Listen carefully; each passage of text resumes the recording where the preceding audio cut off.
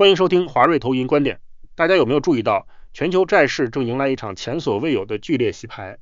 当美国与伊朗签署备忘录，霍尔木兹海峡宣布重新开放时，全球债券殖利率一度出现集体庆祝行情。但随后，联准会新主席华许的一场鹰派表态，却在瞬间逆转了整个市场。此时此刻，当多数投资人还在纠结美债该不该追高时，摩根大通却在最新报告中悄悄执行了一项跨市场的套利策略。他们认为，美债在联准会鹰派点阵图的压制下显得过于昂贵，反而战术性看好欧洲债券，主张做多欧债来赚取珍贵的时间价值。为什么中东迎来和平契机，债市却反而面临剧烈波动？全球顶尖机构又是如何在这个高波动时代，利用不同央行的政策分歧进行无风险套利？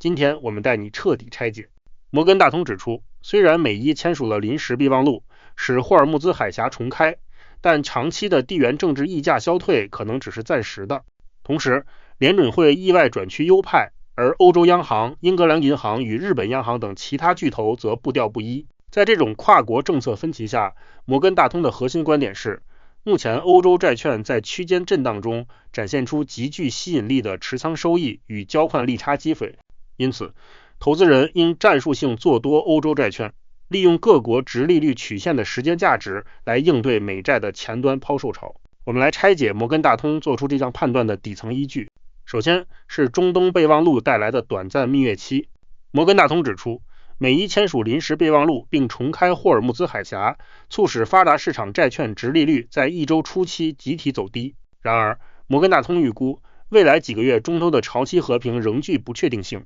伊朗可能随时会将霍尔木兹海峡的影响力作为地缘政治筹码。华瑞认为，这代表地缘政治带来的通膨退火只是表面现象，底层的供应链与能源定价权依然脆弱，这也是债市无法长期维持乐观的主因。其次是联准会意外的鹰派冲击。摩根大通指出，这次政策会议最大的惊奇来自联准会释出超乎预期的鹰派点阵图，而主席华许在首场记者会上几乎没有提供任何明确的前瞻性指引，导致短期利率与外汇波动大幅上升，美债前端随即遭遇剧烈抛售。华瑞认为，联准会的指引真空正逼使市场重新定价美债的风险溢价。当美债前端利差被鹰派预期拉得太紧，其性价比已显著下滑。第三是欧洲与其余央行的政策拖延。摩根大通指出，相比于联准会的激进，英格兰银行与瑞典央行表现得并不急迫，因此摩根大通将英瑞两国的升息预估分别往后推迟至11月与12月。挪威央行则微调了利率路径，预计9月升息，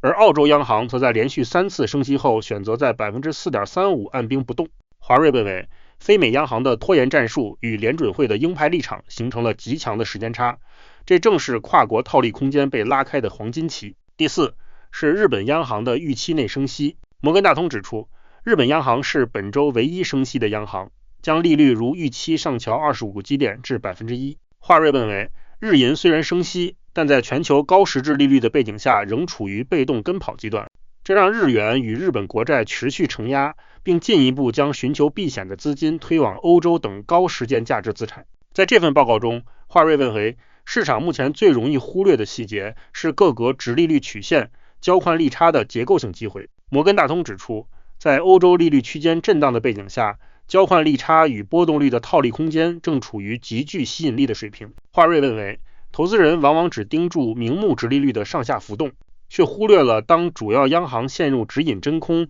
政策分歧拉大时，跨国债券的时间价值才是最稳健的护城河。做多欧洲债券不仅能规避美债前端因联准会转鹰而产生的踩踏，更能稳健赚取利差合约的时间溢价。面对全球债市的新格局，投资人应该如何思考资产配置？华瑞认为，投资人需要关注以下2个核心维度。首先是美债前端的震荡避险。